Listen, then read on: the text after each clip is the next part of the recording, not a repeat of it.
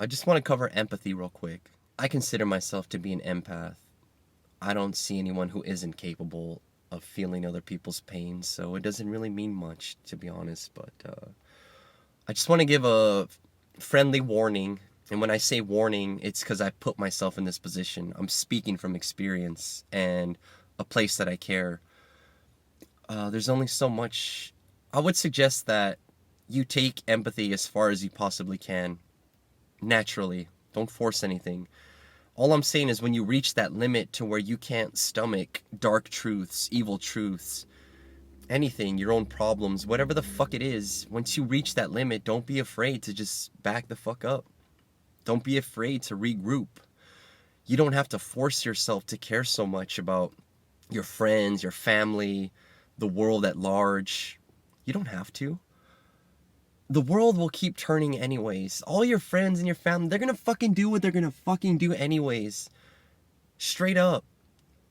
Another reason is like, honestly, the human mind and your own experience on an individual level, it's a fucking never ending process anyways.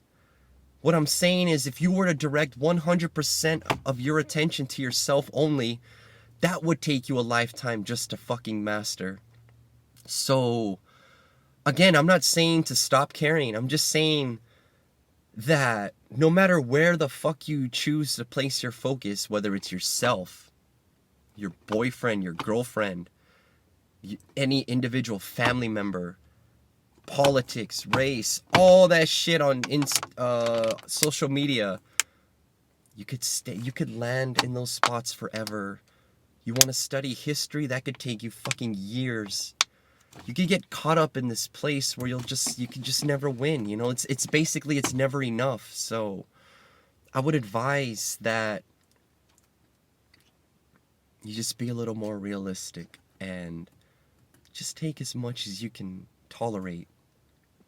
That's it. And I want to go on a rant, and it's in no particular order, and there's no purpose to it. So today I was working out on the elliptical for about an hour, drenched in sweat, proud, pushed my limits, whatever, happy, right?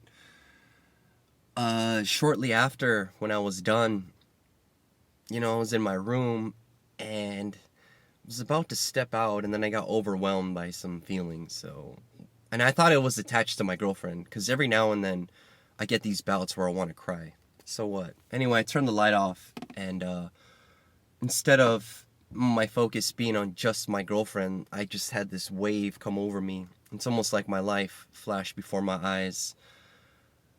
All I could remember is just all these great childhood memories with my family. Childhood memories from high school, having fun with my friends. Think about all that bad shit that's happened to me, and I really don't want to repeat it, but yeah, you think about all the worst things that ever happened to you.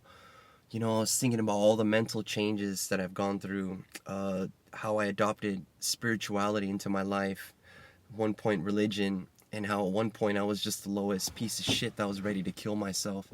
To be clear, in this moment, when I was hit with this wave of emotions, shit, I wish I could have killed myself too. It was just too much at once. And then you can take the gravity, the severity, all the stuff that's going on right now in 2020. So I've spent the past 3 days looking at on YouTube and Facebook, and I had plunged headfirst into the comments. And before I used to turn away from negative comments, but something compelled me to just, face it. And I can tell you what compelled me. It was Carl Jung in The Shadow. So it wasn't that, it was I don't know when, but it was a little while back that I was open to the idea of exploring the dark side of shit, because I knew in the back of my head, even as I was making these episodes, that I was very much one-sided, and I was saying crazy things like maybe one day world peace can be achieved. First of all, I'll clarify that I say it's crazy now because I feel like world peace is asking for an absolute. It's asking for everyone to believe in one thing or to be on the same page. And just because it's positive automatically makes it right somehow. But anyway, whatever. I realized that it wasn't. So I'm not blaming Alan Watts, but I saw a video on YouTube where he just basically compared human life to like and this is me paraphrasing, to like a flower bed and flower garden. In other words, diversity creates beauty. And then on that day I just dropped it. I said, you know what, it's fine. Different religions, different ethnicities, fine.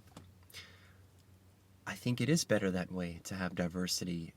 But here's where the bullshit kicks in. The bullshit is that with these differences, there won't be things like conflict, violence, wars, protests, if you will. It's always going to be this way. So then I realized, okay, fine. Duality, right? Two sides to everything. I was so hell-bent on just this side of positivity, and I turned a blind eye to all the negativity, and I realized how stupid I was for doing that. Very fucking stupid. Because now you can fall into this trap of things like politics and, I don't know if this is the right word, but the racial climate here in America. It's very dangerous if you don't have a real grip on things like history, or if I'm going to go over here seeing that or saying that nonviolence is the way, stuff like that. There's a lot of stuff that I don't know shit about. And there's a lot of stuff that I legitimately cannot connect with. Literally. It's out of my control. I can try if I might, but even then someone will criticize me. For example, a race thing. Like, look, you're not this race. You don't understand. I'm like, oh, you know what? You're right. I don't. Maybe I'll back the fuck up before I say anything, which I haven't. I'm currently in the process of, like, looking up stuff of that nature, and I haven't formed an opinion yet as to where I stand. But even if I did, I don't think I'll even fucking share it online. So much negativity in the comments section. One thing that bothers me about the comments section is, like I said, diversity, right? No matter what, you can't please everybody. No matter what the fuck you do. I want to clarify that I am in such a mental space now, thanks to Ram Dass and this movie called Becoming Nobody, that I am not even, no longer am I here strictly on the positive side, but I do embrace the negative side, and I actually see now as a whole that that movie, what it did is it even pulled me out that far. And now I just appreciate everything for what the fuck it is. And this includes negativity. This includes things I don't believe in. I appreciate it before I might be so quick to criticize it or anything else, you know. But now I see that it's all just part of the process. And that's all it really is. In that movie, Becoming Nobody, he said something else that was really fucking cool. And it's basically like we're operating in two different ways at the same time. So in this one way, yeah, you can have all that earthly shit, your beliefs, you can do all that. You could be that human thing with identity and attachment and stuff like that. But on the other hand, there's this thing that I've been spending a lot of time in, a little too much actually, and that's basically a space where I'm just a part of the bigger picture. That's it. And in the end, I don't fucking control anything. My stupid name, Anthony. Who gives a fuck? I never really, honestly, growing up, I didn't give a fuck about pride. Pride of what? But whatever. Again, like I said, now I take it back to, I don't necessarily actually, I don't have a problem with having a problem with it. I wouldn't change it if I could, is what I'm saying. You can do whatever you want. And before I used to say that, but now I actually mean it.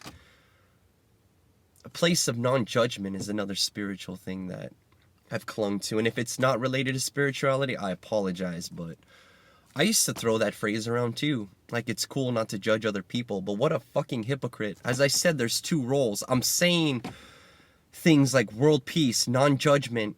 Those extreme statements are coming from this place of being pulled so far out that I see everything as one, everything being connected.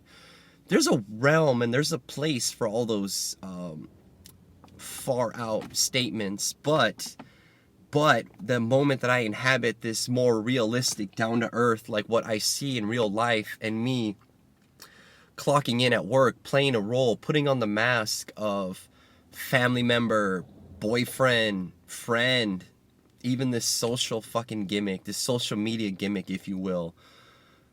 I didn't realize before, I used to feel like a clash between those two roles, and I thought that I needed to pick a side. No one ever put it to me in such a way that we're just alternating between the two. So now that I realize that we're alternating between the two, that coupled with Carl Jung and the shadow, right? I'm in this new place right now, and I'm still discovering, exploring, and I'm still trying to figure it out. That's why this episode really has no fucking point. I used to think that it was the right thing to stand by something and share that with others and preach it, but now I'm at a point where I feel like one of the best things that I can do is literally just shut the fuck up. And this has to do not just on social media, not just at work and places where you may face consequences for what you believe in, but if I want to stand so far out in a place of non-judgment, what is there for me to really say?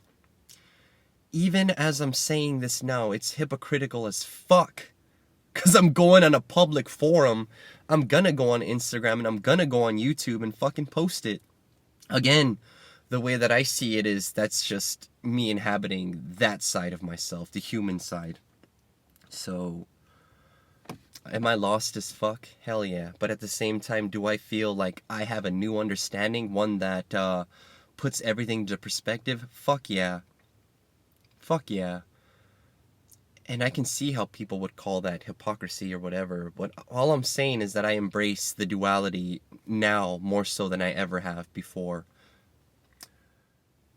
Yeah, again, I have to stop myself because this episode really has no point at all. But let's call it a vent. How about that?